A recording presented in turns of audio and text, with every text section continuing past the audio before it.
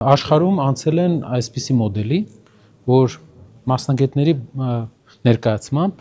որ սահմանային առաջին կետերում հիմնականում տեղակայվում են տեխնիկական միջոցներ, որոնք վերահսկում են մինչև 25 կիլոմետր խորությամբ հակառակորդի կամ սահմանակցի շարժը եւ կարողանում են որոշ ժամանակ կանխարգելիչ տեղեկություն տալ, որպեսզի հիմնական ուժերը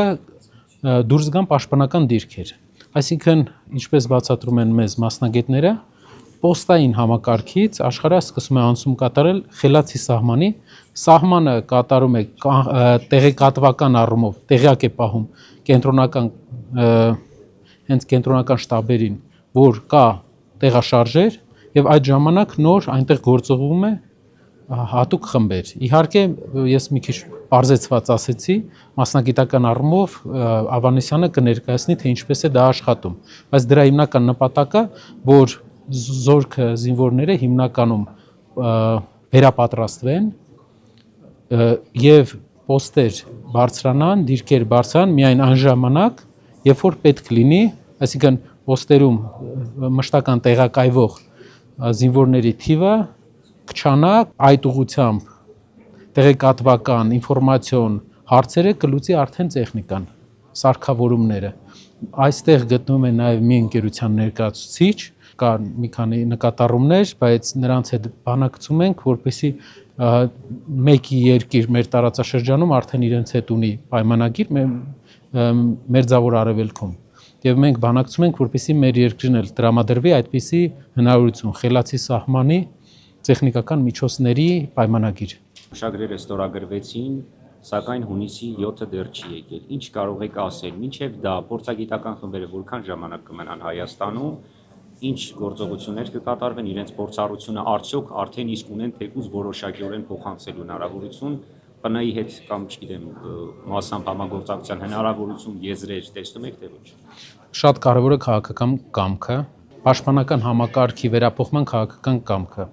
Այսօր մենք տեսնում ենք, որ ավելի շատ կա ցուցադրական կամք, քան թե խորքային, բայց ամբողջ անալիզը եւ առաջարկների փաթեթը պատրաստ են եւ process-ի մեջ են, այսինքն մինչեւ ընտրական process-ները մենք հիմնական հիմքերը ունենալու ենք, որը կներկայացնենք արդեն կիրագործենք ընտրական process-ներից հետո հողի վրա։ Պարոն Կարապետյան, ինչ հուշագրեր ստորագրվեցին այսօր, կխնդրեմ փոքր մանրամասնեք, ինչով էին դրանք կարևոր։ Հիմնականում ընկերություններից մեկը զբաղվում է հատուկ ջոկատայինների վերապատրաստմամբ, ծովային հետևակ, հատուկ ջոկատայիններ, Աֆղանստանի պատերազմի հետ կապված մասնագիտական խմբերին եւ տարբեր երկրներին այդպիսի ծառայություններ է տալիս։ Մենք ստորագրեցինք, որպեսզի հետագայում մեր բանակում էլ այդ վերապատրաստման դասընթացները, վերապատրաստման կուրսերը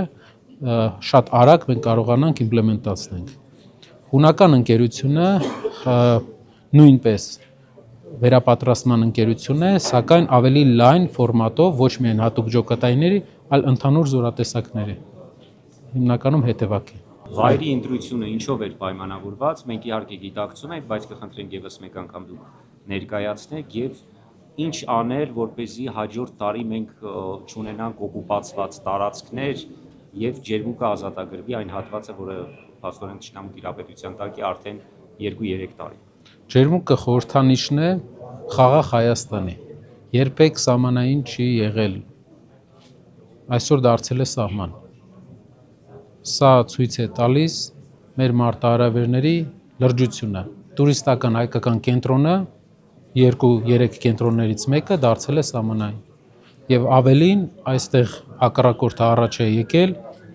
Երևանի չափ մոտավորապես տարածք, առաջ է եկել հայկական սուվերեն տարածքում։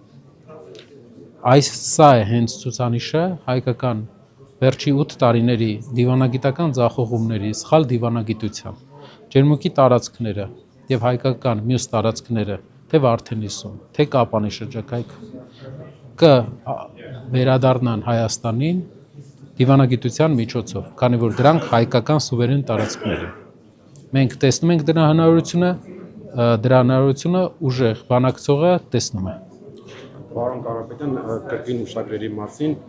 դրանք հողի վրա իրականություն կդառնան միայն այն դեպքում, երբ կարգ իշխանության, թե ամեն դեպքում հանուն ուժեղ Հայաստանի պատրաստ եք դրանց իրականացումը փոխանցել այլ ուժի։ Մենք վստահ ենք, որ մեզ կվիճակվի այն բախտը, որ մեր երկրում անել անվտանգային այդ մեծ փոփոխությունը, որը կբերի թե զինվորների անվտանգության բարձրացման, թե նաև մեր ընդհանուր դիվանագիտության արդյունքում նաև քաղաքացիական կյանքում մեծ փոփոխությունների, այսինքն այսօր Հայաստանի բնակչության կեսից ավելին ամենամեծ վտանգը տեսնում է երկրի անվտանգությունը, առաջնային խնդիրը տեսնում է երկրի անվտանգությունը։ Սա երկրի ղեկավարության վարած թույլ քաղաքականության արդյունք է, 3 պատերազմների սխալ վարած արտաքին քաղաքականության շնորհիվ բերված 3 պատերազմների արդյունք է եւ մեր թիմին հայության այն պրոակտիվ հատվածին, որ ուզում է փոփոխություններ, որը չի ուզում համակերպվել թույլ լինելու հետ,